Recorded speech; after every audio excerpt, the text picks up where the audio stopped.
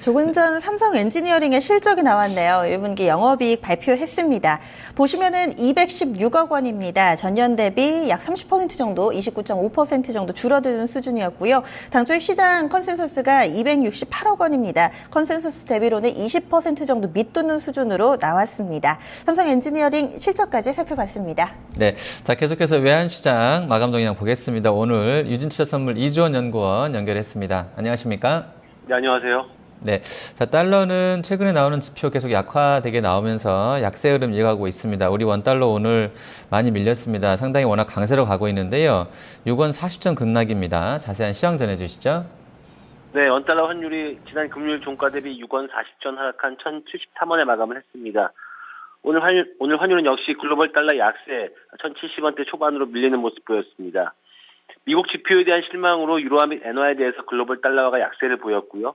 또한 아시아 외환시장에서 유로 달러는 1.08달러대 후반에서 거래가 되었고 달러엔 환율 역시 118엔대 후반에서 거래가 되면서 지난 주말 전과 큰 변동이 없었습니다. 여기에다가 외국인 주식 순매수 및 여개의 원화 강세 베팅이 원화의 환율에 지속적인 하락 압력으로 작용을 했습니다.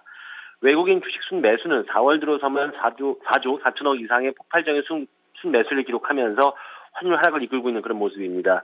오늘 1,078원에 거래를 시작한 환율은 이후 바로 하락하면서 오전장에서는 1,075원을 중심으로 등락하는 모습 보였습니다.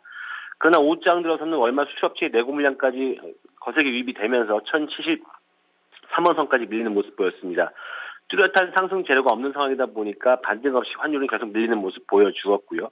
다만 N1 재정 환율 하락 관련해서 외환당국의 개입 경계감 그리고 레벨 부담감으로 인해서 1,070원 초반선은 지지가 되는 모습 보여주었습니다. 오늘 외환시장에서 원달러 환율은 1,072원 전에서 1,078원의 거래 범위를 형성을 했습니다.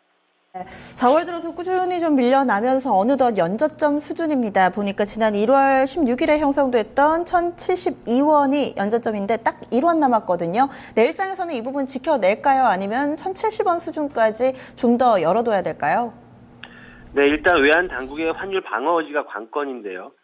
현재 NDF 투기 세력이 한국 외환 당국의 환율 방어 의지 악화에 대한 베팅을 지속을 하고 있습니다. 따라서 외국인 주식 순 매수의 지속성 및 강도도 예측하기 어려운 변수인데 여기에다가 외환 당국이 환율 방어 의지라는 정책 변수가 관건인 상황입니다. 따라서 환율 전망의 변동성이 높을 수밖에 없어 보이고요. N1 재정 환율 하락에 따른 외환 당국의 개입 경계감으로 1,070원 초반대에서의 낙폭은 제한이 될 것으로 현재는 예상이 되고 있습니다. 하지만 글로벌 달러 약세 및 여기에 달러 매도세 지속 가능성이 여전히 높은 상황에서 1,070원 하향 돌파 가능성에도 유의를 하셔야 할 것 같고요. 하지만 그렇다고 하더라도 역시 당국이 스모딩 오퍼레이션으로 대응하면서 급격한 낙폭은 제한시킬 것으로 보여집니다. 따라서 내일 환율의 예상 범위는 1,069원에서 79원으로 보고 있습니다.